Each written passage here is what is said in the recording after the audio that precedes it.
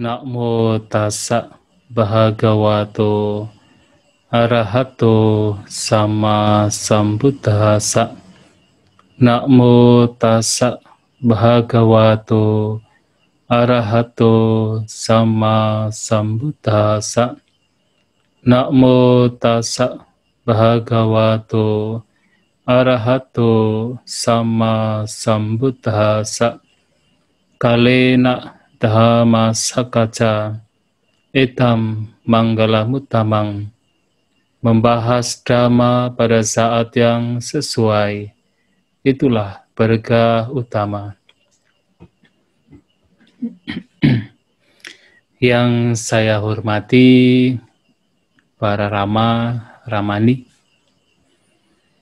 kepada Bapak Ibu, saudara-saudari sekalian yang berbahagia, selamat malam semuanya, terpujilah Sang Buddha, Namo Buddhaya.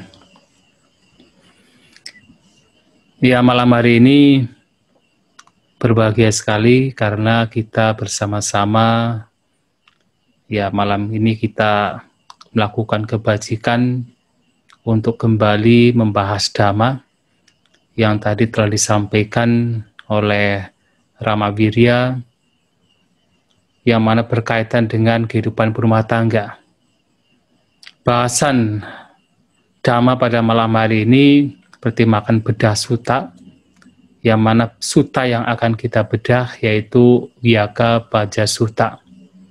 Sutta ini terdapat di dalam Anguttara Nikaya, di dalam Atthakka Nipata Anguttara Nikaya, yang mana juga sutta ini selain disebut Viyagga Bhaja Sutta, juga seringkali disebut sebagai Digha Janu Sutta. Jadi ada dua nama. Kalau kita mengacu kepada BTS, Pali Text Society, yaitu disebut Viyagga Bhaja Sutta. Tetapi kalau kita mengacu kepada Cadak Sanggayana, itu disebut Digha Janu Sutta. Sutta yang sama, tetapi mempunyai nama yang berbeda. Sebenarnya Digha Janu itu adalah nama orangnya, sedangkan Viyagga Bhaja itu adalah nama keluarganya, yaitu digunakan oleh dua tradisi. Bapak Ibu saudara-saudari sekalian, seperti yang tadi telah disampaikan bahwa kehidupan sebagai berumah tangga dikatakan tidak bisa memilih salah satu. Artinya, apakah berumah tangga itu terutama yang Buddhis ya, apakah itu harus hanya memiliki misalnya satu hal, yaitu sukses dalam duniawi saja, kemudian dalam spiritual tidak, atau hanya memiliki sukses spiritual, sedangkan duniawi tidak.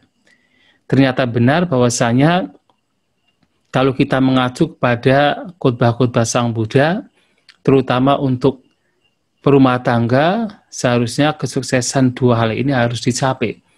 Tidak hanya duniawi, tetapi juga spiritual. Tidak hanya spiritual, tetapi juga duniawi. Keduanya harus dicapai. Oleh karena itu, sebelum kita membawa bahasan kita kepada Viyagga Bhaja Sutta, ada salah satu sutta juga yang sebenarnya berkaitan dengan hal ini, yaitu Anda Sutta, Anda Caku. Nah, Anda Sutta, karena ini berkaitan dengan yaitu perumpamaan. Jadi Sang Buddha mengatakan bahwa ada 3 perumpamaan. Yang pertama adalah seseorang yang tidak memiliki mata, atau disebut Anda. Anda itu artinya buta, ya tidak memiliki mata. Nah, orang yang tidak memiliki mata itu seperti seseorang yang dia itu dalam kehidupan duniawi, dalam kehidupan materi dia tidak sukses. Selain dalam kehidupan duniawi tidak sukses, dalam kehidupan spiritual juga dia tidak sukses. Dia tidak tahu mana yang baik, mana yang tidak baik. Dia tidak tahu mana yang disebut moralitas, mana yang seharusnya adalah praktek moralitas. Dia tidak tahu. Dia melakukan banyak kejahatan. Secara duniawi dia tidak sukses, nah secara spiritual juga tidak sukses. Itu disebut orang yang buta. Tetapi kalau seseorang hanya berpikiran untuk memperoleh yaitu duniawi, kesuksesan duniawi hanya supaya hidup kaya, nah Sang Buddha mengatakan bahwa orang demikian seperti orang yang hanya memiliki satu mata, eka caku. Nah, eka itu satu, caku adalah mata, memiliki satu mata. Nah, dia seperti seseorang yang secara duniawi sukses, banyak uang, banyak duit, banyak simpanan, banyak kekayaan, tetapi dia tidak memiliki moralitas. Dia tidak mengetahui mana yang baik, mana yang tidak baik. Mana yang mesti dipraktekkan, mana yang mesti dikembangkan, mana yang mesti ditinggalkan. Dia tidak tahu. Nah, orang demikian hanya sukses duniawi, tetapi secara spiritual dia gagal, dia tidak sukses. Nah, ini disebut sebagai orang yang memiliki satu mata, eka caku. Nah, sedangkan orang yang sukses keduanya, secara duniawi dan spiritual, itu disebut dwi-caku. Orang yang memiliki dua mata. Jadi orang yang memiliki dua mata ini secara duniawi, secara materi dia sukses. Dia berkecukupan. Kalaupun tidak berlebihan, paling tidak berkecukupan. Apapun yang diinginkan, diperoleh. Paling tidak adalah 4 kebutuhan pokok itu tidak sampai kurang. Nah, dia berkecukupan, dia punya kekayaan, punya simpanan. Nah, selain sukses dalam duniawi, dia pun juga tahu mana yang baik, mana yang buruk, mana yang bermanfaat, mana yang merugikan. Latihan-latihan moralitas yang harus dipraktekkan, mana yang harus ditinggalkan, dia tahu. Nah, secara spiritual, dia juga berkembang. Nah, orang demikian adalah orang yang memiliki dua mata, dwi-caku. Sehingga, dari apa yang disampaikan oleh Guru Agung kita Sang Buddha, idealnya sebagai seorang berumah tangga harus memiliki dua mata. Artinya sukses duniawi dan juga sukses spiritual. Nah, kalau kita melihat khotbah Vyagapajja Sutta, kita bisa menemukan bahwa khotbah ini adalah khotbah yang isinya adalah supaya sebagai seorang berumah tangga memiliki dua mata. Sebagai seorang berumah tangga memiliki kesuksesan dalam duniawi dan juga dalam spiritual. Nah, bagaimana? Nah, sutta ini diberikan oleh Sang Buddha kepada seorang berumah tangga yang bernama Digajanu. Ya, jadi Digajanu itu adalah namanya, sedangkan keluarga atau katakan nama keluarganya itu disebut Vyagapajja. Nah, kenapa Vyagapajja? Vyaga itu artinya harimau. Paja itu artinya kaki-kaki harimau. Jadi ada yang menerjemahkan tiger's foot, jadi kaki harimau. Tetapi sebenarnya itu adalah nama keluarga. Mengapa? Karena dikatakan dalam kitab komentar, ya orang-orang ini, keluarga ini dulunya, ya nenek moyangnya itu dilahirkan di hutan di mana banyak harimau. Makanya keluarganya disebut yaitu Vyagapajja, nama keluarga. Nah, kita bisa menyebutnya Digajanu, bisa menyebutnya Vyagapajja. Seperti misalnya Sang Buddha, ya kan, Siddhartha adalah namanya, Gotama adalah nama keluarga. Ya, bisa menyapa dengan, kalau pada zaman Sang Buddha adalah Siddhartha, kadang disapa dengan Gotama. Nah, sutta ini dibabarkan oleh Sang Buddha kepada Digajanu. Ketika Sang Buddha berada di salah satu nigama.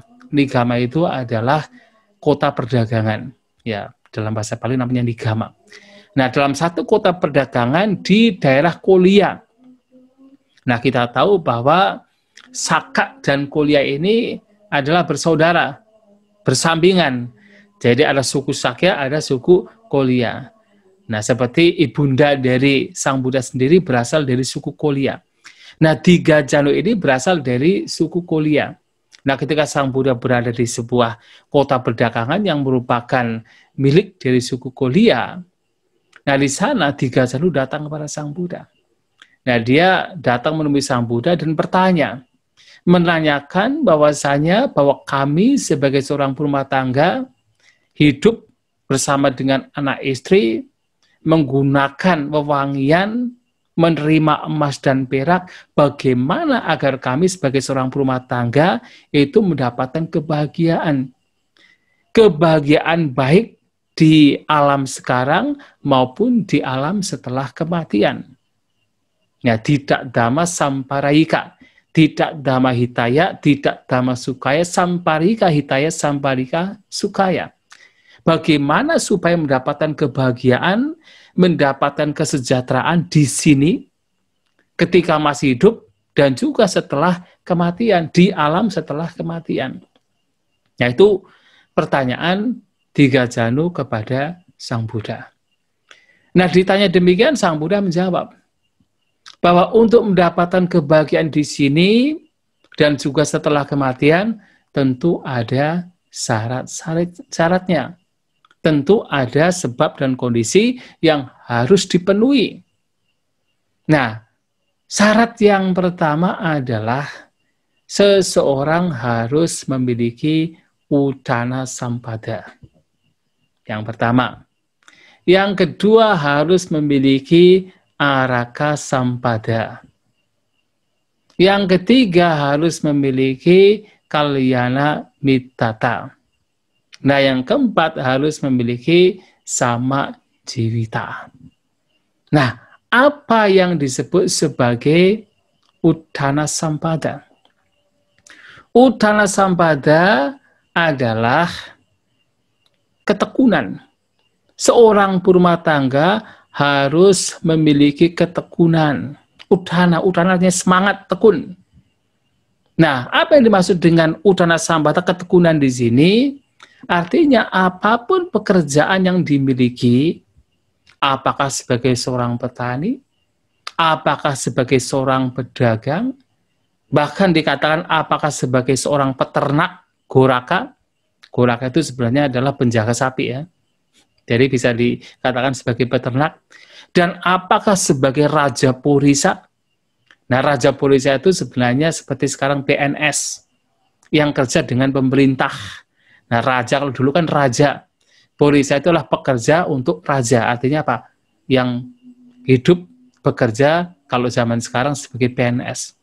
Apapun pekerjaannya, seseorang harus memiliki 3 hal. Yang pertama dako, yang kedua analaso, yang ketiga wimangsa. Nah, ketekunan di sini harus meliputi 3 hal ya. Harus meliputi 3 hal. Yang pertama dako, atau dengan istilah daka. Apa itu artinya daka? Artinya terampil. Jadi, apapun pekerjaan yang kita miliki, ya kita harus terampil dalam pekerjaan tersebut. Tidak hanya sekedar tekun. Kalau hanya tekun, hanya rajin, tetapi tidak terampil, kita tidak menguasai pekerjaan yang kita lakukan, ya itu juga kurang. Itu juga tidak akan memberikan hasilnya maksimal. Jadi kalau Anda sebagai seorang petani, ya harus terampil. Terampil di dalam pertanian, harus tahu musimnya apa, bibitnya yang baik apa. Harus terampil di situ. Jadi apapun pekerjaan yang kita miliki harus terampil dengan pekerjaan tersebut, harus menguasainya. Nah, yang kedua analaso. Nah, analaso di sini adalah tidak bermalas-malasan. Nah, tidak bermalas-malasan, alasa itu bermalas-malasan. Analasa tidak bermalas-malasan.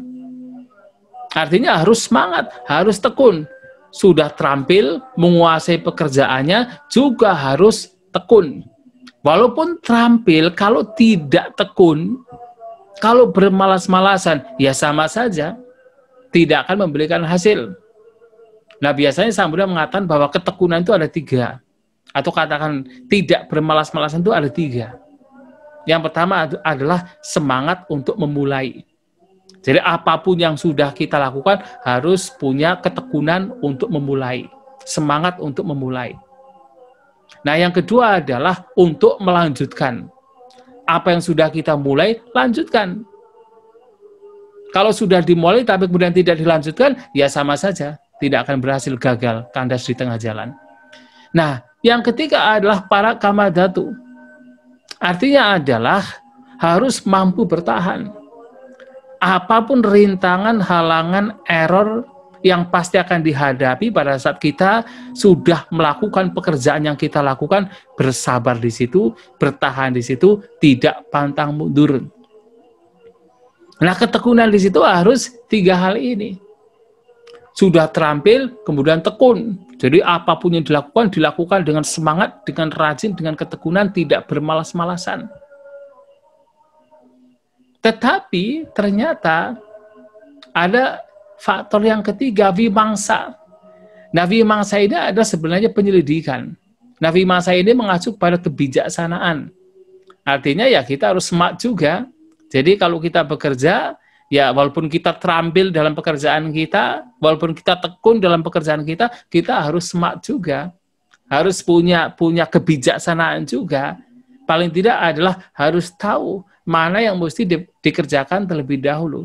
Ada kalanya kalau dalam pekerjaan kan demikian, kita punya banyak pekerjaan. Nah, dari banyak pekerjaan ini kita harus tahu mana yang harus diprioritaskan, mana yang harus menjadi sekunder. Kalau yang sekunder sebenarnya bisa ditunda kemudian itu dilakukan terlebih dahulu, sedangkan yang diprioritaskan harus dilakukan terlebih dahulu tapi tidak dilakukan, artinya tidak ada smart, tidak ada wimangsa. Nah, di sini juga penting. Nah, Uddhana Sampada di sini mengacu kepada terampil, daka, tekun, atau katakan tidak bermalas-malasan, analasa, dan yang ketiga adalah harus smart, harus bijaksana, harus tahu mana yang mesti didahulukan, mana yang harus dilakukan belakangan. Mana yang harus dilakukan belakangan, mana yang mesti dilakukan yang didahulukan atau yang diberi prioritas. Nah, itu yang pertama. Jadi Uddhana Sampada. Yang kedua, Araka Sampada. Araka Sampada ini adalah setelah seseorang bekerja dengan keterampilan, dengan tidak bermalas-malasan, dia juga bijaksana dalam melakukan pekerjaannya, pasti hasil buah akan diperoleh. Kekayaan pasti akan didapatkan. Nah, ketika didapatkan, maka seseorang harus apa? Harus menjaga kekayaan tersebut. Araka. Araka artinya araksa, raksa artinya adalah menjaga. Harus menjaga kekayaan tersebut. Jangan sampai kekayaan tersebut dicuri orang, dirampok. Jangan sampai ditupi orang. Jangan sampai kemudian terkena bencana. Jangan sampai kemudian disita oleh pemerintah misalnya. Kalau zaman dulu juga sama, disita oleh raja. Nah, jangan sampai demikian. Dan juga jangan sampai kekayaan yang sudah diperoleh kemudian diberikan kepada pewaris yang tidak bisa memanage dengan baik. Maka itu juga penting. Makanya salah satu tugas orang tua kepada anak ya adalah bagaimana membuat anak itu patut layak menjadi pewaris kekayaan yang dimiliki. Nah, itulah kenapa orang tua harus punya tugas kewajiban kepada anak, yaitu ini berkaitan dengan supaya nanti kekayaan diberikan kepada anak, yang diwariskan kepada anak tidak digunakan untuk hal-hal yang buruk. Adalah bagaimana orang tua harus mengajarkan anak moralitas. Kalyani niwesanti, papat niwaranti. Jadi mendorong anaknya dalam kebajikan, mencegah anaknya dari kejahatan. Sipang sikapenti, melatih anaknya dalam keterampilan. Sudah punya sila, terampil lagi. Jadi kalau punya anak, silanya juga harus dikokohkan, dan dia juga harus diberi pengajaran tentang keterampilan. Keterampilan ya seperti dengan menyekolahkan anak, dengan memberikan edukasi kepada anak. Nah, sehingga ketika dua hal ini diperoleh, maka anak ini juga selain dia bisa menjaga kekayaan orang tua, dia juga memiliki sila yang baik. Nah, sehingga di sini Araka Sampada mampu menjaga, mampu memproteksi kekayaannya di sini. Salah satunya adalah jangan sampai kekayaan yang dimiliki kemudian dihambur-hamburkan oleh pewaris yang tidak bisa menjaga. Nah, untuk mengantisipasi demikian, orang tua harus memberikan edukasi yang baik kepada anak-anaknya. Nah, ini yang kedua. Nah, yang ketiga adalah seseorang juga harus memiliki teman yang baik. Ya, kalyanamita. Jadi, walaupun seseorang rajin bekerja, kekayaan itu sudah diperoleh dan berusaha untuk bisa dijaga dengan baik, tetapi kalau teman-temannya adalah teman-teman yang tidak baik.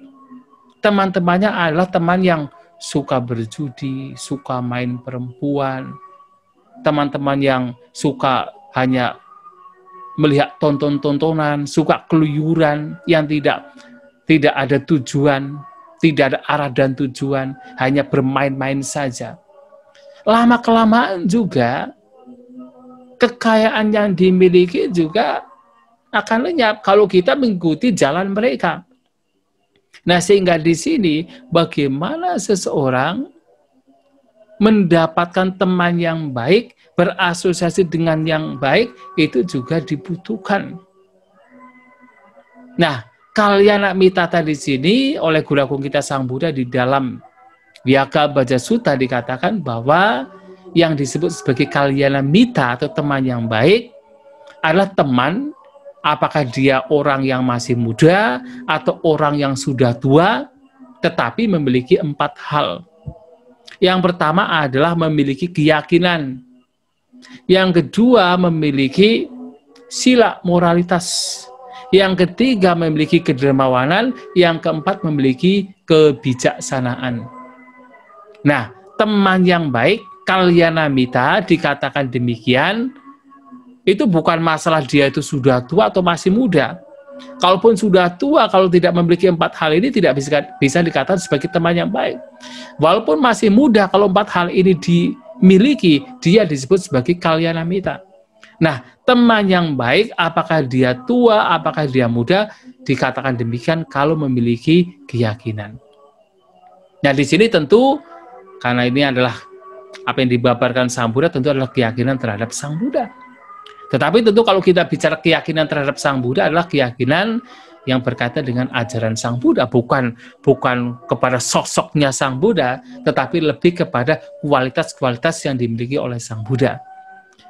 Yang termasuk juga adalah kualitas-kualitas Dhamma. Nah, artinya seperti misalnya punya keyakinan terhadap hukum karma, hukum sebab akibat. Punya keyakinan terhadap hal-hal yang baik yang bisa membawa kepada kebahagiaan. Yakin bahwa hal-hal yang buruk bisa membawa kepada penderitaan. Nah, keyakinan demikian. Dan orang yang memiliki caga kedermawanan, orang yang tidak pelit, orang yang tidak kikir, wah itu penting sekali. Karena kalau kita misalnya berasosiasi dengan orang-orang yang pelit, orang-orang yang kikir, orang-orang yang tidak mau membantu temannya, nah suatu kali kalau kita di dalam kesulitan, karena dalam hidup tidak selamanya kita itu mempunyai keuntungan. Kadang rugi juga akan datang.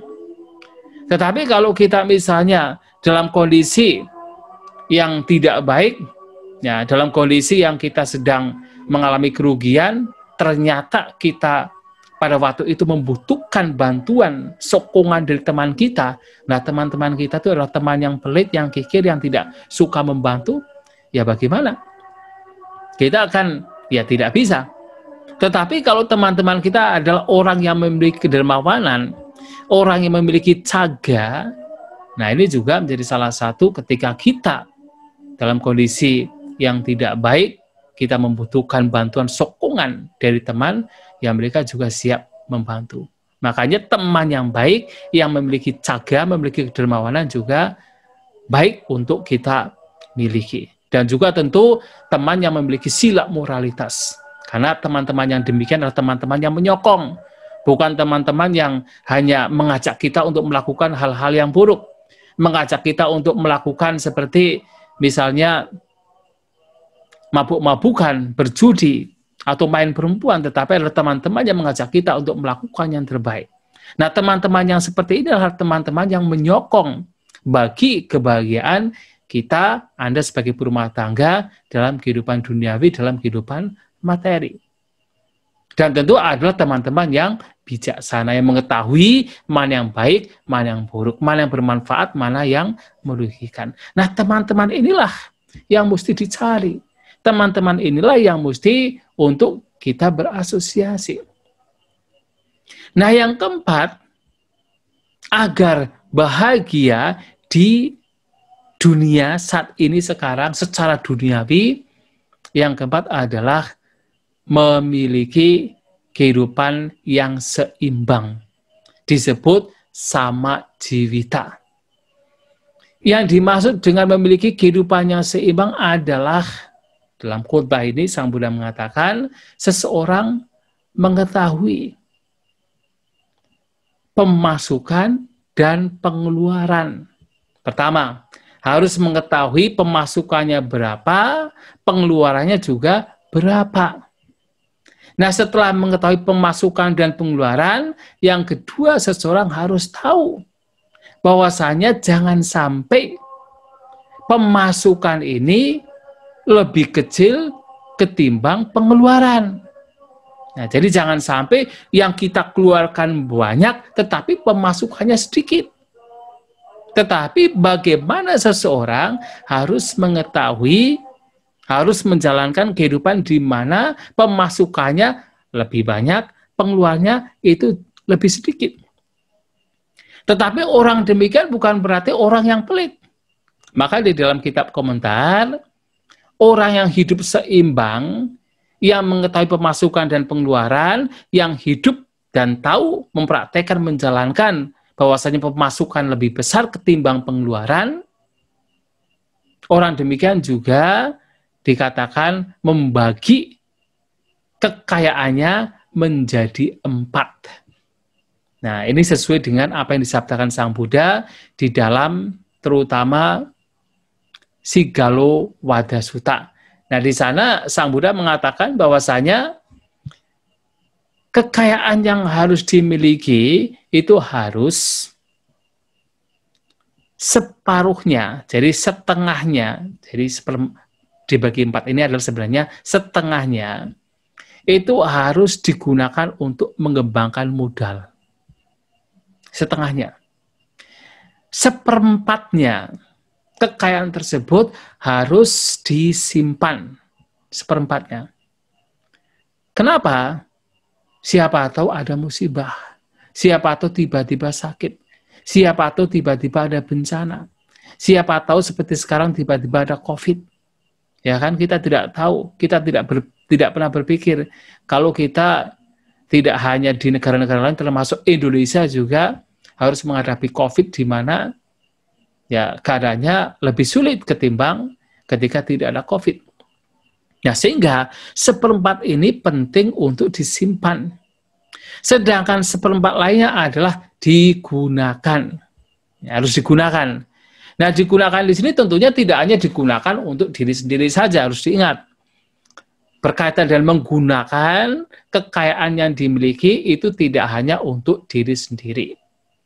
Nah, seperempat ini harus digunakan. Digunakan untuk diri sendiri dan juga digunakan untuk orang lain. Kalau seseorang dikatakan ketika mempunyai kekayaan, tetapi itu digunakan secara yaitu untuk berfoya-foya saja, ya untuk berfoya-foya saja. Nah, dalam khotbah ini Viyagga Baca Sutta itu diibaratkan seperti seseorang yang memakan buah kawista, wood apple. Nah, dalam kitab komentar yang dimaksud adalah begini. Jadi kalau Bapak Ibu saudara-saudari sekalian pernah melihat pohon kawista, saya tidak tahu apakah di sini Indonesia ada, cuman kayaknya jarang sekali. Tetapi di negara seperti India, kalau pernah ke India atau di Sri Lanka, buah kawista itu banyak banget, banyak sekali. Nah buah kawista itu kalau misalnya seseorang itu ingin makan buah kawista, kemudian pohonnya itu digoyang-goyang, atau cabangnya digoyang-goyang, apa yang terjadi? Semuanya akan jatuh. Baik yang sudah tua maupun yang muda akan jatuh. Artinya apa? Artinya adalah orang yang mempunyai kekayaan tetapi digunakan untuk berfoya-foya, jadi pengeluarannya lebih banyak ketimbang pemasukannya, itu seperti seseorang ingin makan buah kawista, kemudian menggoyang-goyangkan pohonnya. Semuanya akan jatuh. Sementara yang bisa dimakan hanya beberapa saja. Yang muda-muda tidak bisa dimakan.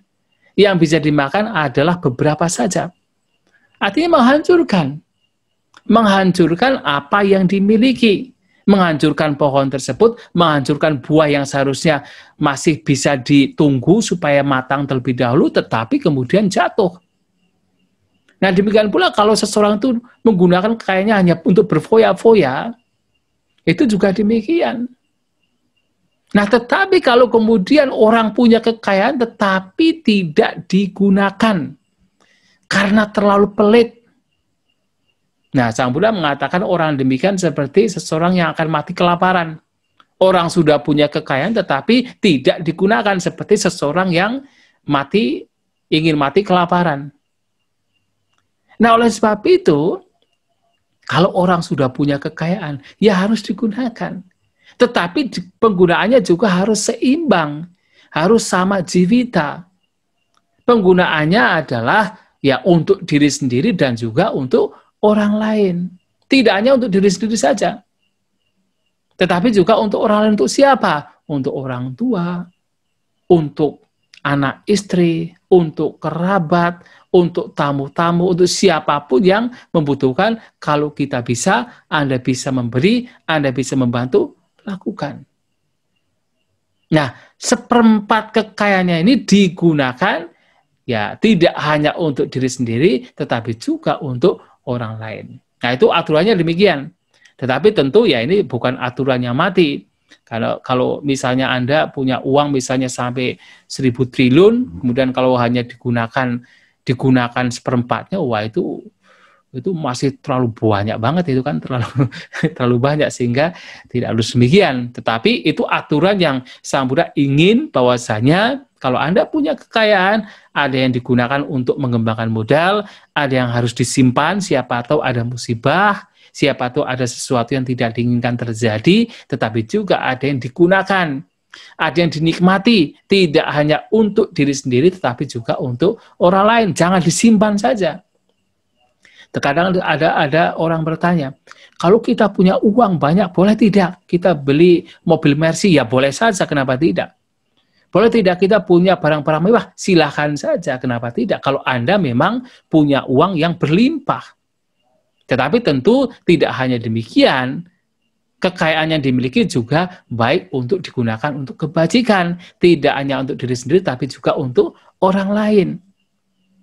Nah, jangan sampai tidak digunakan malahan seperti apa? Orang mau mati kelaparan. Sang Buddha mengatakan demikian.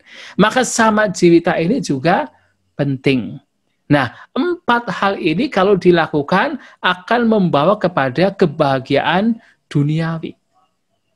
Nah, selain 4 hal ini, Sang Buddha juga mengingatkan dalam khotbah yang sama, ada 4 hal yang harus dihindari. Terutama bagi seorang kepala rumah tangga. 4 hal harus dihindari agar kekayaan yang dimiliki itu akan bertahan, bahkan bisa berkembang. Nah, yang pertama adalah iti duto. Iti duto artinya main perempuan, ya. Jadi main perempuan juga harus dihindari. Jadi salah satu penyebab kekayaan itu hilang, lenyap itu adalah karena orang suka main perempuan. Artinya seorang kepala rumah tangga ya suka main perempuan, iti duto. Yang kedua adalah akaduto, yaitu suka berjudi. Ya, akaduto, duto itu artinya seperti apa? Mabuk judi. Jadi ketagihan dengan berjudi. Kalau iti duto artinya ketagihan dengan perempuan, artinya suka main perempuan. Yang kedua akaduto, suka berjudi. Yang ketiga adalah suraduto, adalah suka minum minuman keras. Sedangkan yang keempat adalah seseorang memiliki teman yang tidak baik atau papamita. Jadi kalau tadi dikatakan harus memiliki kalyanamita, tapi kalau memiliki papamita, memiliki teman yang buruk, ini juga menjadi penyebab kekayaan itu semakin berkurang. Nah, 4 hal ini harus dihindari. Jangan sampai seseorang itu suka main perempuan, suka berjudi, suka mabuk-mabukan, dan memiliki teman-teman yang buruk. Nah, kalau 4 hal ini dihindari, maka kekayaan yang sudah ada itu akan berkembang, yang belum ada itu akan muncul. Tetapi kalau empat hal ini tidak dihindari, maka kekayaan yang sudah ada itu akan lenyap, sedangkan yang belum ada tidak akan pernah muncul. Ya karena kalau orang sudah melakukan empat hal ini, seseorang menjadi malas untuk bekerja. Seseorang menjadi tidak suka bekerja. Karena apa? Ya tertarik hanya dengan hal-hal yang buruk. Berjudi, mabuk-mabukan, bermain-main dengan teman-teman yang sebenarnya menjerumuskan. Nah, kalau empat hal ini dihindari, baru kemudian dikatakan kekayaannya akan semakin bertambah. Maka diberikan sebuah perumpamaan. Jadi diumpamakan seperti kalau ada bendungan yang memiliki yaitu saluran air, saluran untuk supaya air keluar itu ada 4, sedangkan ada juga 4 saluran air di mana air itu masuk ke bendungan tersebut. Nah, kalau misalnya 4 saluran air yang air bisa keluar itu dibuka, sementara 4 saluran air yang bisa digunakan untuk yaitu menambah air di bendungan tersebut itu ditutup, apa yang terjadi? Bendungan itu akan menjadi kering. Nah, demikian pula kalau seseorang memiliki 4 hal ini, melakukan 4 hal ini, itu seperti apa? Seperti membuka saluran air di mana air bendungan itu keluar. Sementara air atau saluran air yang mana air itu bisa masuk itu malahan ditutup. Sehingga apa? Kekayaan atau air bendungan akan kering, kekayaan akan berkurang, bahkan bisa lenyap. Tetapi sebaliknya, kalau bendungan tersebut 4 saluran air di mana bendungan itu ya mengeluarkan airnya itu ditutup, sementara 4 saluran air yang lainnya yang air dari luar itu bisa masuk itu dibuka, maka air bendungan itu akan penuh. Nah, seperti itu kalau seseorang menghindari 4 hal tadi, menghindari main perempuan, menghindari berjudi, menghindari mabuk-mabukan, menghindari yaitu teman-teman yang buruk. Kalau itu dihindari, maka kekayaan itu akan bertambah. Maka selain 4 hal tadi, yang pertama, 4 hal ini juga harus dihindari. Nah, kalau melakukan hal ini, maka dikatakan kehidupan duniawi dikatakan sebagai sukses. Orang sukses, orang bahagia, orang sejahtera di dalam kehidupan duniawi di sini dan sekarang. Tetapi selain itu, Sang Buddha juga menganjurkan kepada berumah tangga ada beberapa hal yang juga harus dipraktekkan, harus dimiliki agar mendapatkan kebahagiaan secara spiritual. Kebahagiaan yang membawa tidak hanya kebahagiaan sekarang, tetapi juga setelah kematian. Nah, 4 hal ini tidak lain adalah yang sebenarnya tadi sudah disampaikan berkaitan dengan teman yang baik. Yang pertama adalah punya keyakinan. Selain kita punya teman yang baik yang memiliki keyakinan, kita pun juga harus punya keyakinan. Saddha sampada atau saddha sampana. Yang kedua, kita harus memiliki sila sampana, memiliki moral, kemoralan. Yang ketiga, kita harus memiliki kedermawanan, caga sampana. Yang keempat, kita harus memiliki kebijaksanaan atau panya sampana. Kita harus punya keyakinan terhadap Sang Buddha, terhadap Dhamma, terhadap Sangha. Artinya, kita punya keyakinan terhadap yaitu kualitas-kualitas Sang Buddha. Kita punya keyakinan terhadap kualitas-kualitas Dhamma. Kita punya keyakinan terhadap kualitas-kualitas yang dipraktikkan oleh Sangha. Dalam hal ini tentunya kita punya keyakinan terhadap hukum karma. Setidaknya demikian. Punya keyakinan bahwasanya setiap perbuatan akan memberikan buah. Yang baik memberikan kebahagiaan, yang jahat memberikan penderitaan. Mengapa ini penting? Karena keyakinan ini seperti bibit kalau Sang Buddha mengatakan.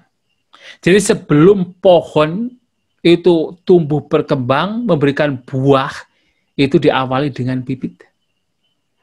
Demikian pula, apapun kebajikan yang kita lakukan itu karena apa? Keyakinan. tetapi keyakinan terhadap yang baik. Kalau kita yakin terhadap yang buruk, maka apa yang kita lakukan juga yang buruk-buruk. Tetapi kalau kita punya keyakinan terhadap yang baik, maka apapun yang kita lakukan juga yang baik. Nah, sehingga kalau kita punya keyakinan terhadap dhamma, terhadap hukum karma, tahu ini baik, memberikan kebahagiaan, tentu yang kita lakukan adalah kebaikan. Kita punya keyakinan terhadap ajaran Sang Buddha, misalnya apa? 4 kebenaran mulia. Kita tahu bahwa yang menyebabkan penderitaan adalah kotoran batin. Maka, kalau kita yakin di situ, maka yang kita lakukan adalah bagaimana kita melenyapkan kotoran batin. Maka keyakinan ini juga penting. Nah, yang kedua, sila moralitas. Ya, kita tahu bahwa yang kelihatan sekali bisa memberikan dampak negatif pada keluarga dan juga pada lingkungan adalah karena sila yang tampak sekali. Karena ucapan, karena perbuatan kita. Kalau pikiran, memang itu menjadi sumbernya. Tetapi kalau yang muncul dalam pikiran itu belum keluar, itu belum memberikan dampak negatif kepada lingkungan sekitar, tapi baru kepada kita sendiri. Nah, tetapi kalau misalnya apa yang buruk itu sudah dikeluarkan melalui ucapan, melalui perbuatan jasmani, itu membuat dampak yang negatif kepada tidak hanya diri sendiri, tapi juga lingkungan. Maka sila di sini, praktek sila, yang mana praktek sila di sini lebih mengacu kepada bagaimana seseorang mengendalikan ucapan dan perbuatan jasmaninya, itu juga harus dimiliki. Ya tentu sila di sini juga berkaitan dengan pikiran, karena yang bisa mengendalikan ucapan dan perbuatan jasmani juga adalah pikiran kita. Tetapi paling tidak adalah sila moralitas, praktek moral itu juga penting untuk dimiliki. Nah, setidaknya adalah kalau seorang berumah tangga ya berusaha untuk menjalankan 5 sila. Kalau ada waktu di hari uposatha menjalankan 8 sila. Kalau ada waktu misalnya praktek walaupun sementara sebagai seorang samanera, misalnya demikian. Nah, mempraktekkan sila dengan baik. Nah, yang ketiga adalah caga sampana, memiliki kedermawanan. Orang mungkin berpikir, kalau kita misalnya memberikan sesuatu kepada yang lain, bukannya kekayaan kita akan berkurang. Bukannya apa yang kita miliki akan berkurang. Ya memang akan berkurang. Itu apa yang kita lihat. Tetapi dalam Dhamma, Sang Buddha dengan jelas mengatakan bahwa tidak ada satupun orang yang miskin karena memberi. Jadi suatu kali Sang Buddha berpidato di tempat di mana sedang ada paceklik. Kemudian ada seseorang datang kepada Sang Buddha, mengatakan bahwa Sang Buddha ini seperti menghancurkan masyarakat. Kenapa? Di saat masyarakat itu sedang menghadapi paceklik, Sang Buddha dan para siswanya datang ke sana berpindah patah, seperti menghancurkan masyarakat. Tetapi Sang Buddha menjelaskan, beliau mengatakan bahwa saya tidak melihat bahwa ada orang miskin hanya karena berdana. Justru apa yang beliau lihat adalah, jadi pernah ada satu analogi, bahwasanya seorang petani lagi dan lagi memberikan bibit, melaburkan bibit. Seorang petani lagi dan lagi setelah melaburkan bibit akan panen. Demikian pula seorang pengemis lagi dan lagi meminta. Dan seorang donatur lagi dan lagi memberi. Dan lagi pula seorang donatur akan terlahir di alam surga. Artinya apa? Artinya adalah sudah menjadi habit, menjadi kebiasaan, menjadi kodratnya bahwa orang yang memberi, orang yang suka berdana, itu justru akan terlahir di alam yang bahagia. Maka beliau Sang Buddha mengatakan bahwa tidak melihat ada orang yang miskin hanya karena memberi. Oleh sebab itu justru dalam ajaran Sang Buddha, salah satu penyebab seseorang hidupnya lebih baik secara duniawi, secara materi adalah karena suka memberi. Karena memiliki kedermawanan, memiliki caga. Maka caga ini sangat penting untuk dimiliki. Selain caga ini memberikan kebahagiaan duniawi, sebenarnya caga juga memberikan kebahagiaan secara spiritual. Mengapa? Karena orang yang sedang memberi, orang yang sedang berdana, adalah orang yang sedang melatih batinnya. Melatih batinnya untuk melenyapkan loba, dosa, dan moha. Loh kok bisa? Mungkin kalau orang mengatakan orang yang dermawan, orang yang berdana, itu sedang melenyapkan atau sedang mengikis keserakahan atau kekikiran. Tetapi bagaimana orang demikian juga sebenarnya sedang mengikis kebencian, sedang mengikis kebodohan? Ya jelas. Kalau seseorang berdana, seseorang memberi dengan cinta kasih, hanya ingin orang yang diberi mendapatkan kebahagiaan, hanya ingin orang yang mendapatkan apa yang diberikan, terbebas dari penderitaan, maka di situ yang berkembang adalah meta, yang berkembang adalah karuna. Ketika ada meta, ada karuna, kebencian juga terkikis. Dan apalagi seseorang memberi dengan kebijaksanaan, mengetahui hukum karma. Orang memberi tahu bahwa dengan memberi, batinnya sedikit demi sedikit terkikis dari kotoran batin. Itu artinya memberi dengan kebijaksanaan. Orang yang memberi dengan kebijaksanaan adalah orang yang memberi tanpa adanya moha. Maka loba, dosa, moha itu sebenarnya sedang terkikis di orang yang sedang memberi, orang yang sedang mengembangkan caga kedermawanan. Maka caga ini tidak hanya memberikan kebahagiaan duniawi, tapi juga memberikan kebahagiaan spiritual. Tentu sada juga sama. Sila juga sama. Memberikan kebahagiaan duniawi dan juga spiritual. Karena ketiganya ini berangkat dari batin. Berangkat dari batin yang positif. Berangkat dari batin yang baik. Sehingga memiliki keyakinan yang baik. Sehingga mempraktekkan sila dengan baik. Sehingga mengembangkan kedermawanan dengan baik. Karena batinnya juga baik. Maka ini memberikan apa? Memberikan kebahagiaan secara spiritual. Nah, yang keempat yang harus dimiliki adalah panya sampana. Orang memiliki kebijaksanaan. Nah, ini menarik. Karena di dalam khotbah lain, Sang Buddha juga mengatakan, kalau orang ingin kaya, salah satunya adalah seseorang memiliki panya kebijaksanaan. Panya sampana. Mengapa? Karena orang yang memiliki kebijaksanaan, dia tahu bahwasanya nafsu ragawi adalah rintangan.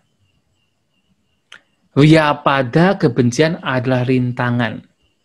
Kemalasan adalah rintangan. Kegelisahan adalah rintangan. Dan keraguan-raguan adalah rintangan. Rintangan seperti apa? Rintangan dalam artian orang yang batinnya dikuasai oleh nafsu ragawi, dia akan mengerjakan yang seharusnya tidak dikerjakan, sementara yang harusnya dikerjakan, dia tidak mengerjakan. Nah, kalau melakukan itu, kekayaan tidak akan berkembang. Jadi apa yang mesti dilakukan tidak dilakukan, yang harusnya dilakukan malahan ditunda. Kalau orang batinnya dikuasai oleh nafsu ragawi. Demikian pula kalau batinnya dikuasai oleh kebencian juga sama. Batinnya dikuasai kemalasan juga sama, dikuasai oleh kegelisahan juga sama, dikuasai oleh keraguan-raguan juga sama. Orang demikian akan melakukan apa yang tidak seharusnya dilakukan, sementara yang harus dilakukan, malahan dia tidak melakukan. Ditunda. Kekayaan yang harusnya berkembang menjadi malahan tidak berkembang. Kekayaan yang harusnya muncul malahan tidak muncul. Kenapa? Menunda pekerjaan yang mesti dilakukan karena batinnya dikuasai oleh hal-hal yang buruk. Nah, demikian dimiliki oleh seseorang yang punya kebijaksanaan. Itu dalam khotbah lain. Patak Kama Sutta. Nah, dalam khotbah ini menarik sekali. Viyagga Bhaja Sutta sedikit berbeda. Nah, yang dimaksud dengan panya sampana yang harus dimiliki seorang perumah tangga ini penting. Adalah kebijaksanaan mengenai muncul dan lenyapnya fenomena yang membawa kepada hancurnya penderitaan. Ini penting sekali. Mengapa? Karena kebijaksanaan di sini bisa diperoleh kalau seseorang praktek meditasi. Orang mampu memahami sifat ketidakkekalan, memahami muncul lenyapnya fenomena yang membawa kepada hancurnya duka, hancurnya penderitaan, akan dipahami kalau seseorang bermeditasi. Terutama adalah ketika seseorang mengembangkan pandangan terang, mengembangkan vipassana. Nah, sehingga di sini praktek meditasi, praktek vipassana pun juga sangat penting bagi seorang berumah tangga. Yang mana membawa, tentunya dalam hal ini adalah membawa pengembangan spiritual, kebahagiaan, kesejahteraan secara spiritual.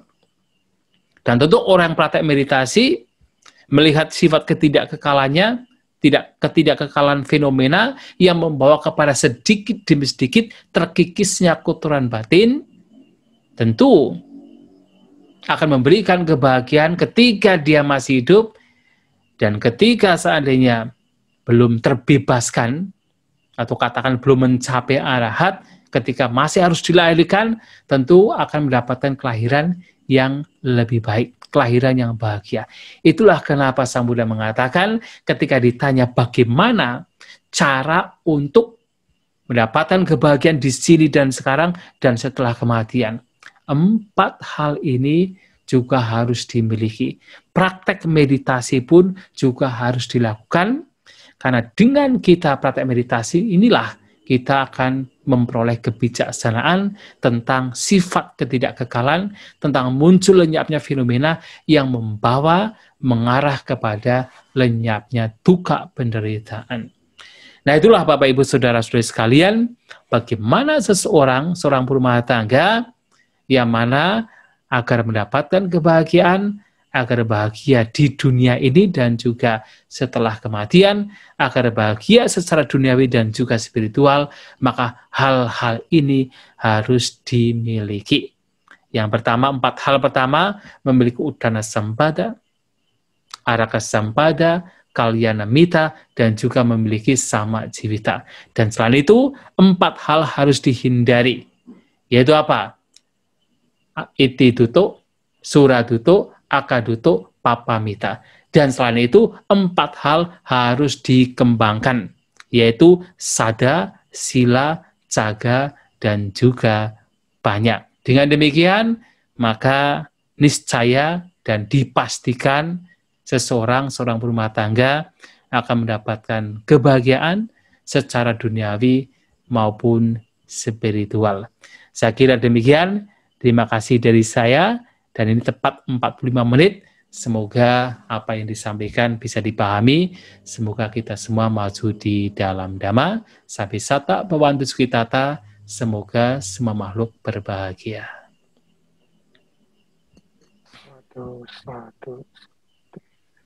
Baik, terima kasih kepada Bante Santacitu yang telah membabarkan apa itu Vyagabhaja Sutta, di mana selama 45 menit tadi kita benar-benar mendapatkan pencerahan.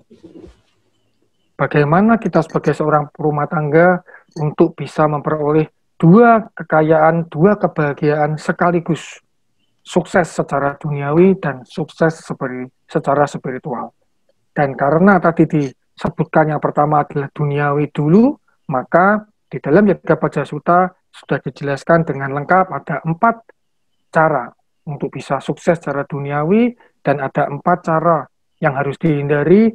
Kemudian juga ada untuk peningkatan spiritual, kita harus mengembangkan kesuksesan secara duniawi itu dengan mengembangkan 4 hal yang akan membawa kita maju secara spiritual, dan kita akan bisa terlahir di alam yang lebih baik dan akan menjadi kita terlepas dari lingkaran samsara atau tumbal lahir. Karena yang di terakhir ini jelas disebutkan kata kuncinya di yang keempat adalah panya sampanya, yang artinya di dalam Vyagabhaja Sutta ini adalah bagaimana kita mengembangkan atau mengikis kotoran batin atau mengembangkan spiritualitas kita dengan bermeditasi.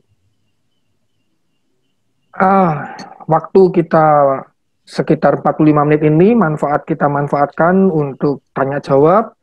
Mari silakan Bapak Ibu yang ingin bertanya langsung buka mic atau bisa juga chatting di chat yang telah disediakan. Baik, silakan ada yang ingin bertanya?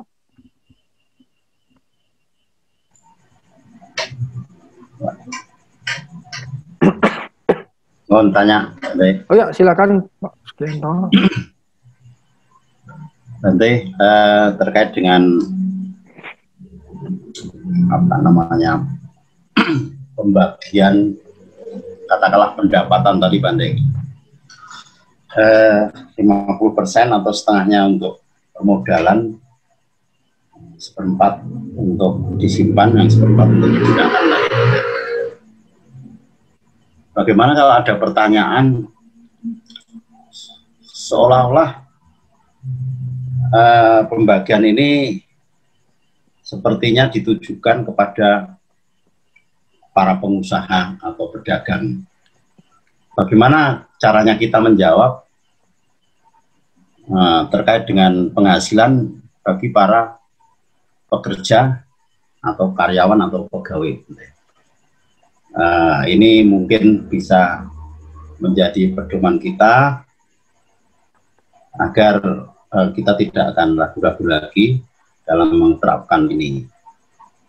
Jadi yang pertama, kemudian yang kedua, berarti kalau menurut skema tadi, seperempat untuk disimpan tadi, juga di situ ada penggunaan berdana dan seterusnya, Bante, yang terkait dengan pihak lain mungkin. Gitu.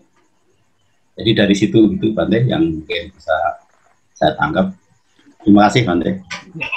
Baik, langsung dijawab, Bante, pertanyaan. Ya, baik. Terima kasih pada Rama Sugianto atas pertanyaannya. Ya, makanya tadi di depan saya juga mengatakan bahwa sebenarnya itu tidak kaku begitu ya. Jadi tidak kaku bahwa harus demikian. Artinya harus misalnya setengahnya harus digunakan untuk modal. Memang kalau sebagai seorang pedagang atau mereka yang katakan berwirausaha memang sepertinya begitu. Jadi separuhnya adalah untuk digunakan untuk modal. Bahkan seorang petani pun juga bisa juga sih sebenarnya. Ya. Yaitu bisa untuk modal. Tapi kalau sebagai pekerja ya karena bekerja di tempat orang lain misalnya tidak demikian. Sehingga kita tidak bisa secara kaku harus mengatakan bahwa separuhnya harus untuk modal. Mungkin kalau seseorang misalnya ya suatu saat punya keinginan untuk misalnya untuk keluar dari ya bekerja dari orang lain, ingin mandiri, ingin berwirausaha ya memang harus demikian juga. Tetapi untuk sementara ya kalau misalnya bekerja dengan orang lain ya tidak demikian, tetapi paling tidak adalah ada simpanan yang setidaknya adalah simpanan yang banyak, tidak hanya seperempat ya, tidak hanya seperempat, yang lebih banyak yang siapa tahu nanti digunakan untuk hal-hal lain. Harus diingat pula bahwasanya kan terkadang orang memiliki semacam keinginan misalnya ingin punya rumah, ingin punya hal-hal lain juga, sehingga bukan hanya sekedar menyimpan untuk supaya kalau ada musibah tidak kan, tapi juga punya keinginan untuk supaya nanti punya rumah, supaya nanti punya kendaraan, punya hal yang dibutuhkan, kan itu juga harus ada simpanan juga. Harus ada sesuatu yang mesti disimpan. Tapi yang seperempat ini memang disimpan, yaitu Sang Buddha mengatakan disimpan untuk kalau ada siapa tahu nanti ada musibah. Artinya seperti terkena sakit atau musibah yang lain, itu harus ada simpanan.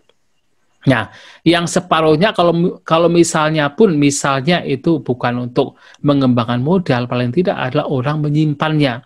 Menyimpannya adalah karena nanti harus misalnya memberikan edukasi pada anaknya kan, harus membuat rumah, harus melakukan hal-hal lain juga, maka harus punya simpanan yang demikian.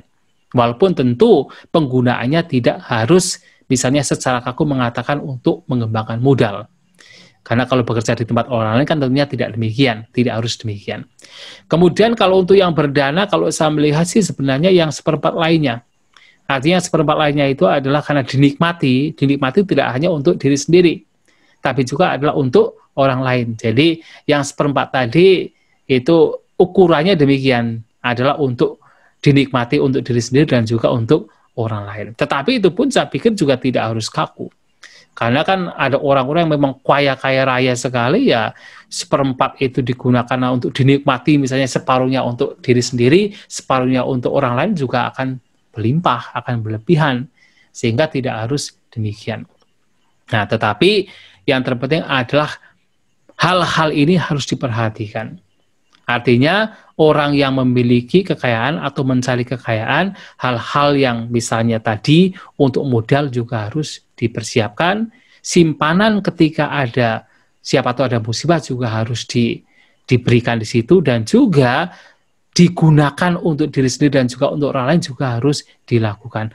Hal-hal ini harus dilakukan, harus dikatakan dipersiapkan. Nah, tetapi tentu lebih dari itu, ya yang tadi juga disampaikan di dalam Wiyaga Baja Sutta, jangan sampai apa yang kita miliki atau pemasukan jangan sampai lebih sedikit daripada pengeluaran. Nah, kalau bisa malahan pengeluarannya itu lebih sedikit daripada pemasukan. Itu demikian. Jadi jangan sampai pengeluarannya terlalu banyak tetapi malahan pemasukannya sedikit. Jangan sampai kita tuh menggunakan untuk berfoya-foya ria tetapi pemasukannya malahan sedikit. Jangan sampai demikian. Tetapi untuk penggunaan lain-lainnya, ya tentu masing-masing bisa berbeda-beda. Tidak harus secara kaku seperti pembagian yang tadi. Tidak harus demikian. Ya demikian ya. Terus yang kedua tadi bagaimana? Kayaknya hampir mirip pertanyaannya. Saya pikir sama Bante. Tadi tadi sudah dijawab oleh Bante. Tadi memang mungkin kalau bisa saya simpulkan memang ada seperempat, setengah dengan seperempat. Kalau seperempat kan memang untuk dipakai untuk keperluan sehari-hari, setengah ini untuk permodalan atau setengah ini untuk permodalan atau untuk mengembangkan usaha. Tapi saya pikir pertanyaan Romo Gianto tadi kan, nah ini kalau sebagai pekerja bagaimana ya? Kalau punya duit setengahnya yang bisa disimpan ya buat permodalan bekerja sendiri. Masa kita harus bekerja sama orang terus, kan bisa aja Bante ya. Jadi punya penyimpanan setengah ini bisa buat anaknya atau buat dirinya sendiri untuk mengembangkan usahanya ketika dia sudah pensiun, atau mungkin dia sebelum pensiun pun bisa mau berusaha sendiri. Dan seperempatnya yang lain adalah untuk, kesimpulannya adalah disimpan atau didanakan gitu Bante ya.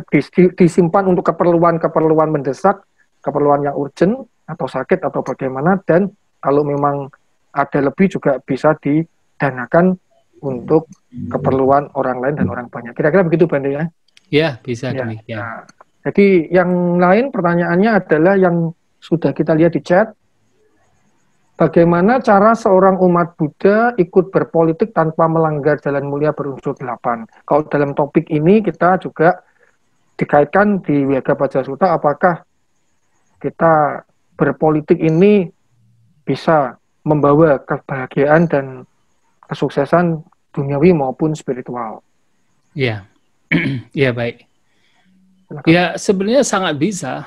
Makanya kalau kita bicara tentang politik, Sang Buddha pun dalam khotbah-khotbah beliau, walaupun Sang Buddha, para biku itu tidak berpolitik, artinya tidak berpolitik dalam artian tidak menjadi itu pekerja pemerintah dan bukan sebagai politik praktis, tetapi Sang Buddha dan para biku juga seringkali menasihati para politikus, raja, menteri, seringkali datang pada Sang Buddha, dan Sang Buddha memberikan nasihat yang baik. Nah, salah satu nasihat Sang Buddha adalah ya bagaimana seorang raja itu harus apa? Dhammiko Dhamma Raja. Jadilah raja yang mendasarkan hidupnya sesuai dengan Dhamma. Nah, bahkan ketika Sang Buddha itu memberikan sebuah, katakan itu ada yang disebut sebagai Cakrawati, Raja Cakrawati atau raja yang universal, raja besar.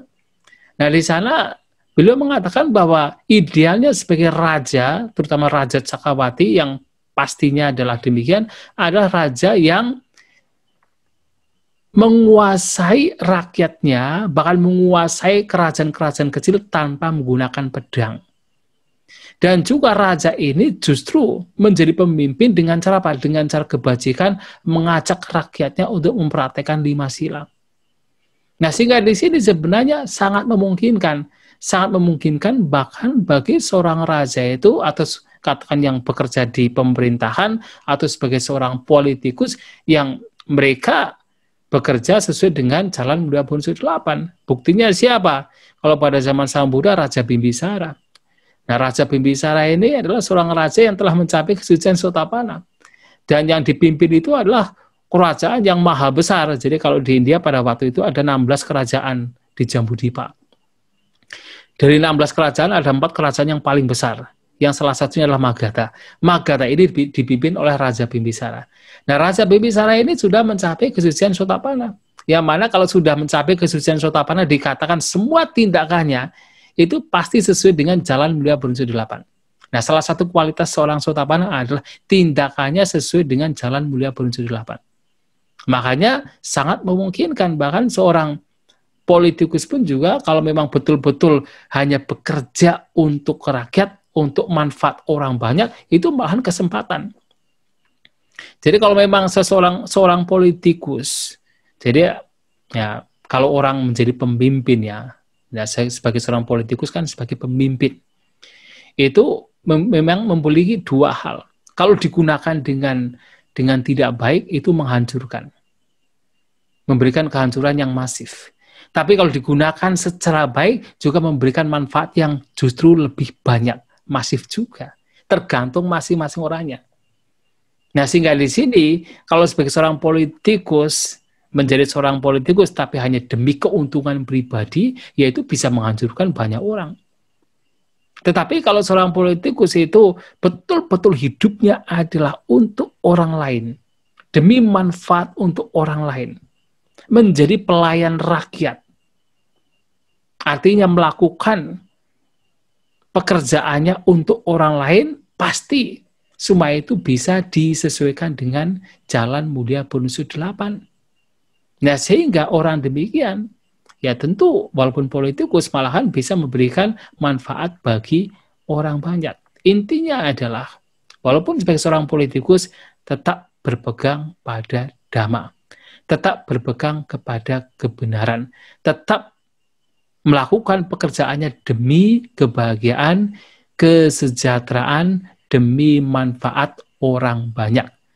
Bahu jana hitaya, bahu jana sukaya, bahu jana ataya. Itu yang harus menjadi pegangan. Kalau demikian, pasti hidupnya atau katakan apa yang dilakukan itu sesuai dengan jalan mulia berunsur 8. Ya, saya kira demikian ya. Ya, berarti. Baik, ini ada pertanyaan lagi di chat. Bagaimana cara mengatur pengeluaran antara kebutuhan dan keinginan? Karena keinginan biasanya lebih besar dan jika tidak dipenuhi, kebahagiaan sering terganggu. Bagian yang apa ini? Ya. Silakan tadi mungkin bicara. Ya tentu itu adalah masing-masing. Kita yang akan tahu. Apakah kita itu membeli sesuatu misalnya, itu atas dasar memang kita membutuhkan, atau kita membeli sesuatu karena keinginan hanya sekedar ingin saja, tetapi sebenarnya tidak begitu dibutuhkan, atau sebenarnya itu hanya sekedar keserakahan. Kita sendiri yang tahu.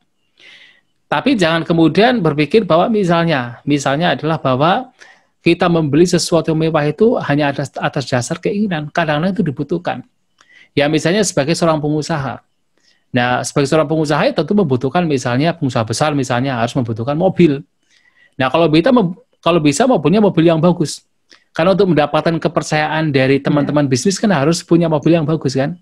Jadi kalau misalnya datang dengan mobil yang tidak bagus ya orang yang ingin misalnya menanam saham juga tidak mau.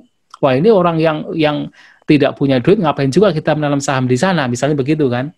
Maka terkadang apa yang baik itu tidak harus itu adalah sekedar keserakahan. Itu memang dibutuhkan. Atau gampangnya misalnya seorang pramugari di pesawat itu kan. Ya itu kan harus apa? Berhias, harus mengenakan pakaian yang rapi, yang bersih kan. Jadi itu bukan atas dasar keinginan, tetapi memang kebutuhan juga. Maka sebenarnya itu relatif, itu tergantung masing-masing.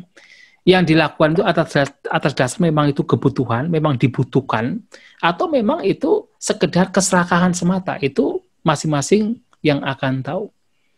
Jadi ya tentunya itu kita tidak bisa mengatakan ini pasti ini adalah keinginan, ini pasti adalah kebutuhan, tidak bisa demikian. Karena dengan kondisi kita yang berbeda-beda, dengan pekerjaan kita yang berbeda-beda, apa yang kita butuhkan juga bisa berbeda-beda. Terkadang apa yang mewah, apa yang baik itu tidak harus itu muncul karena keinginan semata, tetapi memang karena dibutuhkan dan itu memang diperlukan. Makanya ya itu relatif. Yang tahu adalah kita masing-masing. Ya. Demikian ya. Sudah dijawab dengan baik oleh Bante. Mungkin ada pertanyaan lain yang ingin ditanyakan? Silakan. Ya, ada pertanyaan lewat chat, Bante. Apa memberi makanan kepada hewan atau kucing termasuk perbuatan baik? Wah ya, sangat-sangat baik. Sangat-sangat baik. Sang Buddha mengatakan bahwasanya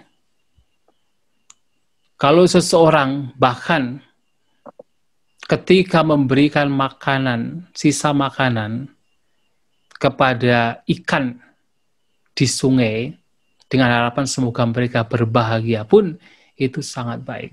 Apalagi memberikan hewan-hewan yang lebih besar, itu juga sangat baik. Bahkan memberikan hewan-hewan yang kecil sekalipun itu juga sangat baik. Misalnya apa? Misalnya kita punya gula, misalnya ada semut berkerumun gitu misalnya. Nah, kita kasihkan ke semut saja dengan harapan semoga mereka berbahagia. Itu juga sudah kebajikan. Apalagi kalau kita memberikan kepada misalnya kucing. Ya, sehingga apapun pemberian yang kita berikan kepada siapapun makhluk lain, termasuk hewan sekalipun, itu semua adalah kebajikan. Dan apalagi kalau kita memberikannya dengan baik. Jadi ada satu hal yang kemarin saya pernah memberikan dhamma di sana, bahwasanya kalau kita memberi sesuatu kepada orang lain, itu adalah sakacang danang deti. Memberikan dengan cara apa? Memberikan dengan penghargaan, dengan cara penghormatan, menghargai. Dan penghargaan di sini tidak hanya kepada manusia. Bahkan ketika kita memberikannya kepada hewan sekalipun, kita dengan penghargaan dalam artian misalnya apa?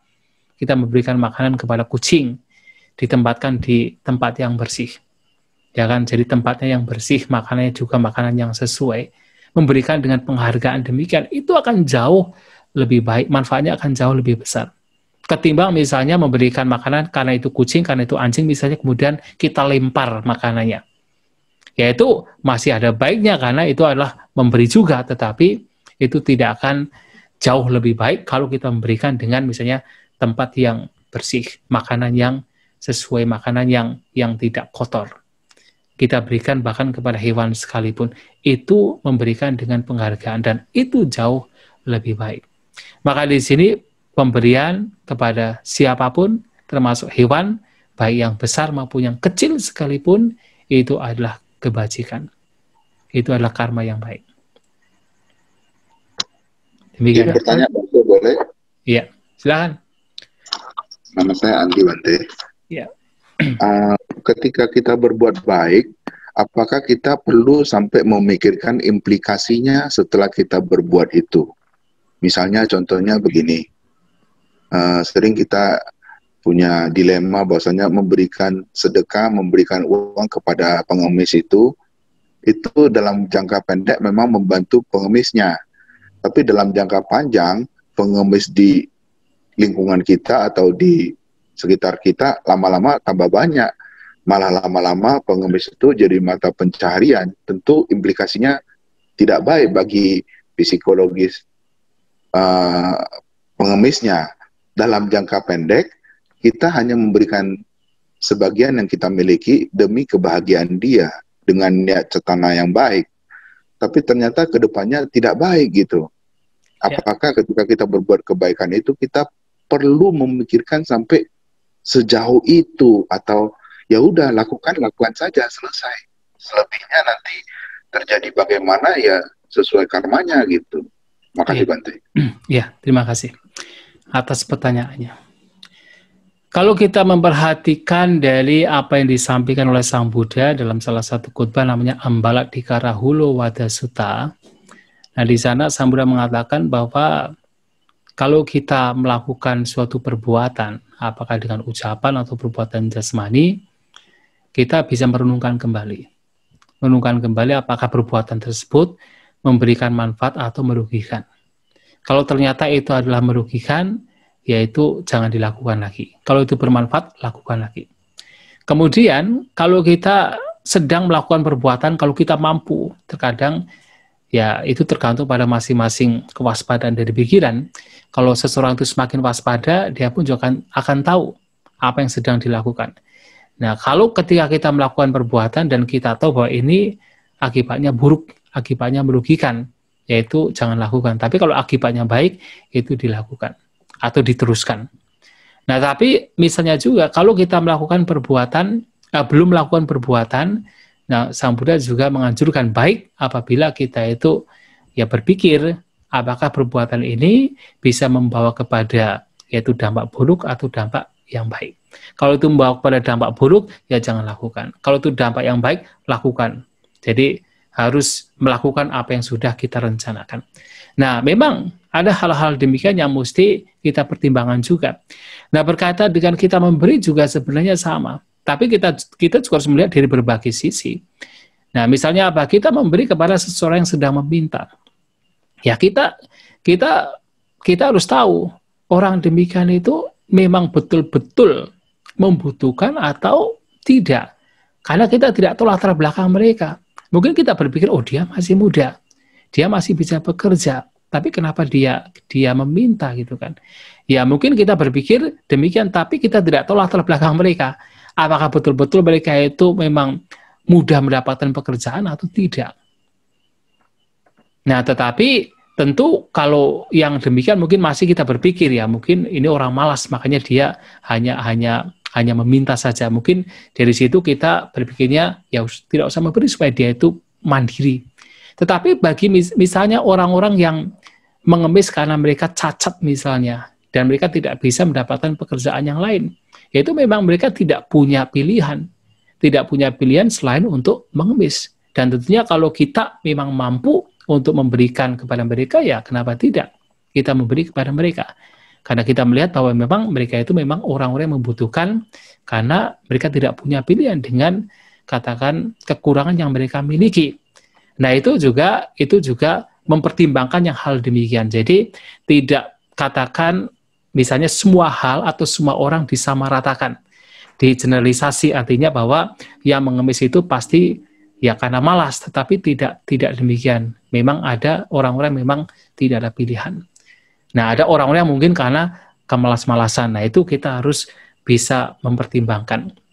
Dan tidak hanya demikian, misalnya juga memberikan makanan kepada misalnya hewan. Seperti misalnya saya pernah tinggal di sebuah hutan di Sri Lanka. Nah, di sana itu masuk hutan, kemudian ada plakat tulisannya jangan memberi makan kepada monyet. Oh, saya pikir pada awal saya melihat, saya pikir, wah ini masa para biku hutan kok tidak punya karuna, tidak punya kasih sayang, tidak boleh memberi makan kepada monyet. Saya pikir demikian awalnya. Tetapi usut ternyata monyet-monyet ini kalau diberi makanan, itu akan mengganggu. Karena ketika kita pindah patah, pulang pindah patah, jubah kita akan diseret-seret. Bahkan patah atau mangkok yang kita miliki akan direbut. Dan itu terjadi pada seorang biku dari Amerika. Nah, karena dia itu, ya biasa kalau biku dari luar negeri yang dari barat itu biasanya kalau menjadi biku, itu semangat sekali. Salah satunya adalah sifat kemanusiaannya itu luar biasa. Tidak mengindahkan. Jadi ketika pindah patah, ada sisa, kasih makan kepada monyet. Tapi tiap hari, terus diganggu oleh monyet-monyet itu. Sementara monyet-monyet lain tidak mengganggu para biku lain, hanya mengganggu biku itu saja. Jadi setiap pulang pergi, pasti diganggu. Nah, padahal monyet-monyet di hutan itu, walaupun tidak mendapatkan makanan dari kita, mereka cukup makanan. Karena di hutan itu banyak pohon, banyak daun-daun, dan banyak buah-buahan. Sehingga walaupun tidak mendapatkan makanan dari kita, mereka sudah cukup makanan. Tetapi kalau kita kasih makanan, nah mereka akan akan merugikan kita, dalam artian mereka bisa mengejar kita, bisa mencakar kita, dan sebagainya. Nah, plakat yang mengatakan jangan memberi makanan itu bukan karena orang tidak punya cinta kasih, bukan karena tidak punya kasih sayang, tapi melihat dampak dari kalau kita memberikan makanan. Jadi tidak memberi di sini bukan karena tidak punya kasih sayang, bukan karena tidak mau berdana, tetapi karena dampak yang merugikan bagi kita dan juga monyet-monyet tersebut.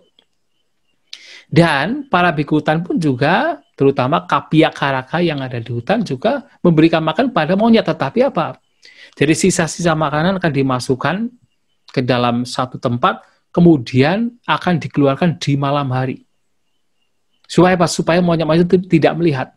Nah, melihatnya ketika esok paginya mereka melihat ada makanan di tempat tertentu, tapi tidak sampai melihat yang membawa adalah orang atau kapia karaka atau para bikunya, karena bahaya. Nah, sehingga di sini memberikan hal tersebut itu juga memang kadang-kadang harus mempertimbangkan dampak kelanjutannya.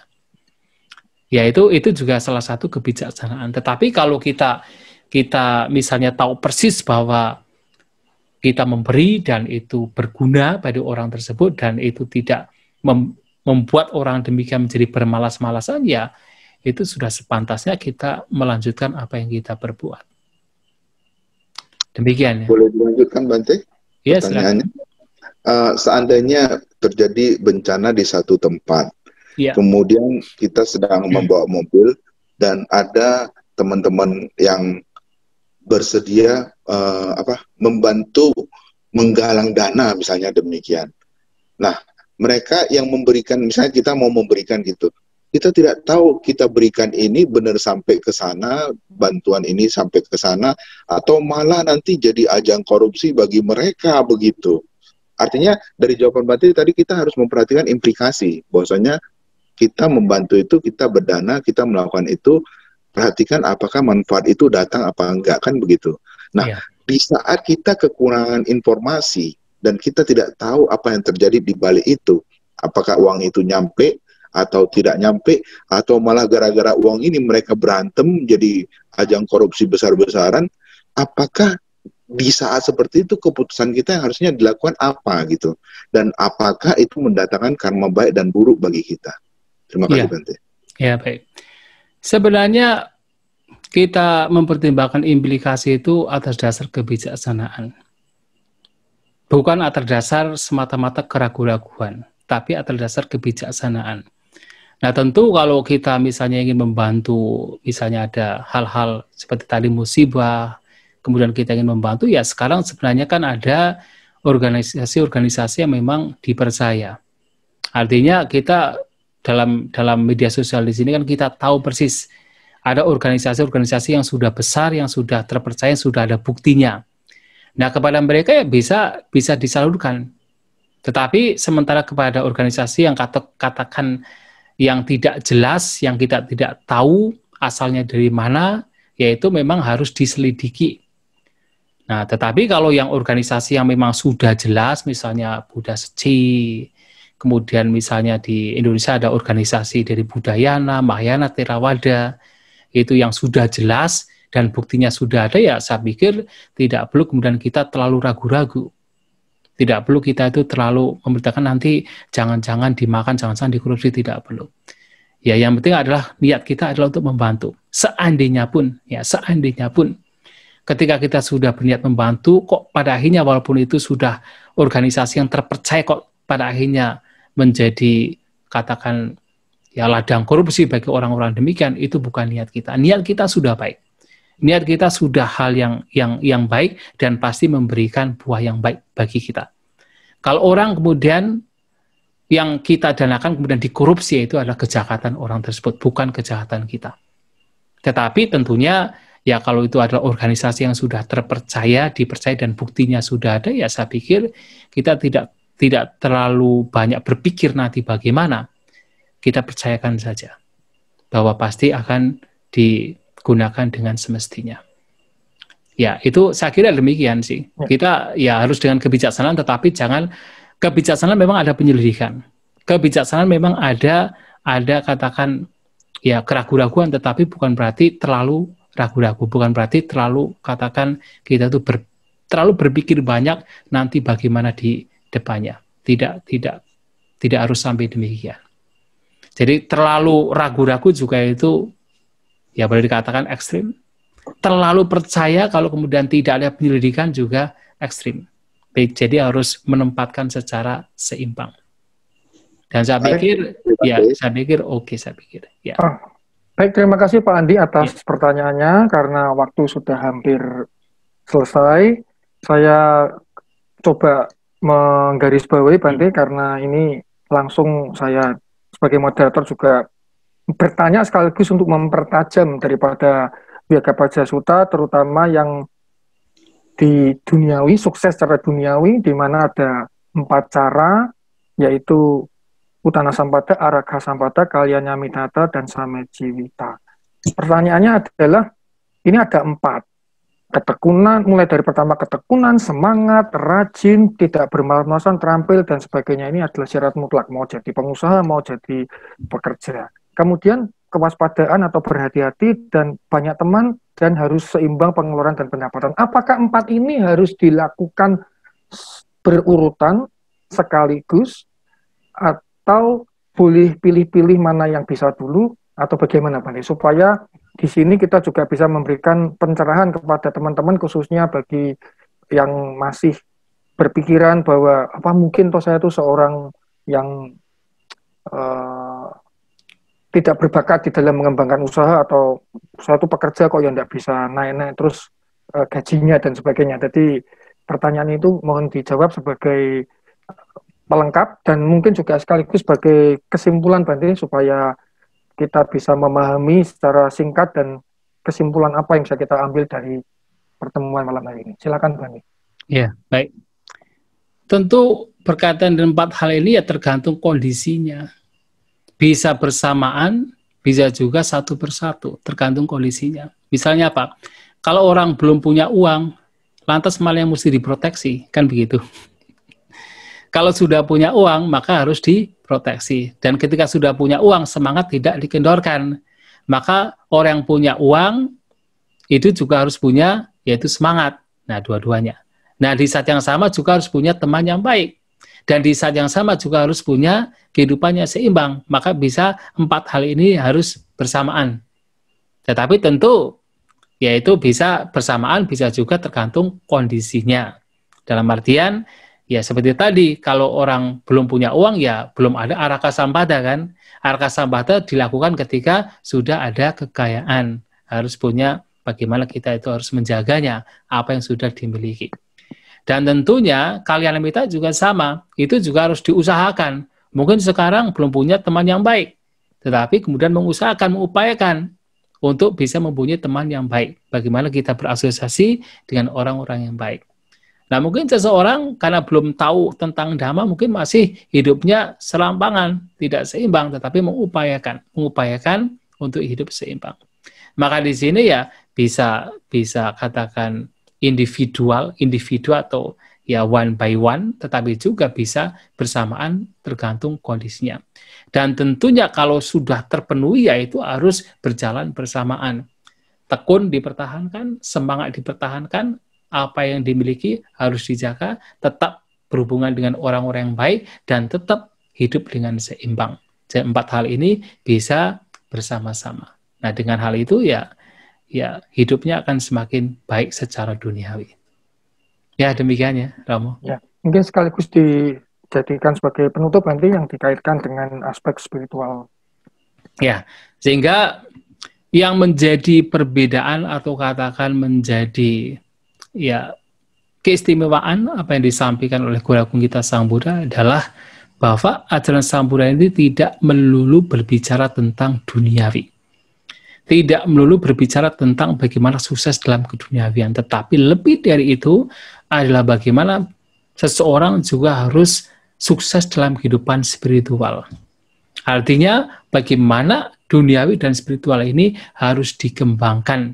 Seperti yang tadi saya sampaikan, menjadi orang yang memiliki 2 mata, dvicaku, duniawi, spiritual, berkembang secara bersamaan. Oleh sebab itu, selain 4 hal ini harus dimiliki untuk mendapatkan yaitu kebahagiaan duniawi, 4 halnya juga harus dikembangkan, yaitu memiliki keyakinan terhadap apa yang baik, terutama yaitu keyakinan terhadap dhamma, dan kedua harus memiliki sila, yang ketiga harus hidup dengan kedermawanan, suka berdana, suka memberi, dan yang keempat juga harus mengembangkan kebijaksanaan.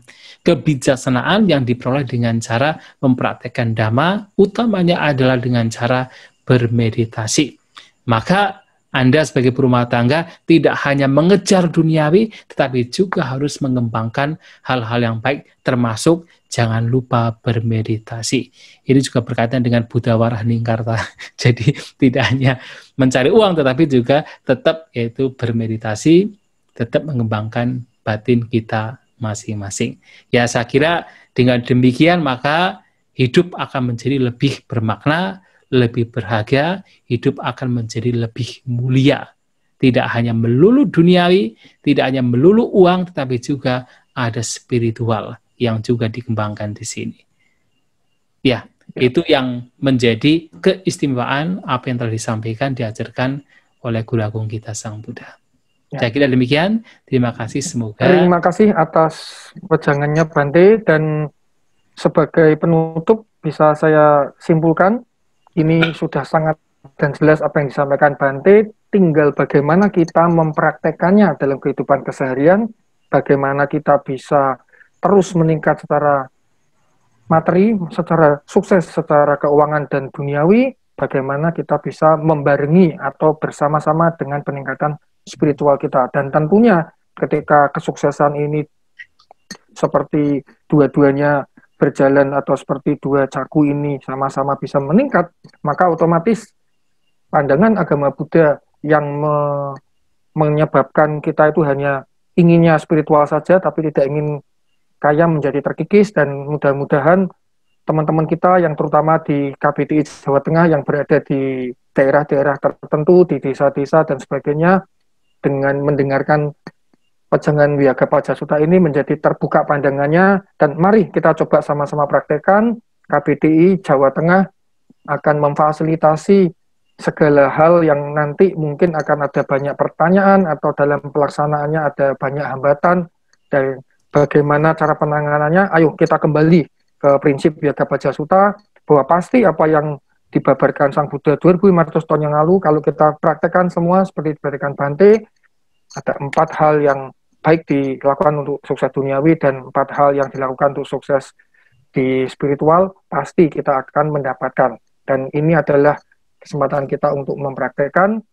Dan untuk sebagai penutup, masih ada pengumuman-pengumuman yang akan disampaikan yang berkaitan juga dengan kesuksesan kita secara duniawi dan spiritual, karena jelas organisasi kita, Keluarga Buddhis Theravada Indonesia, mengharapkan tidak hanya teman-teman semua bisa sukses secara materi, tapi juga secara spiritual.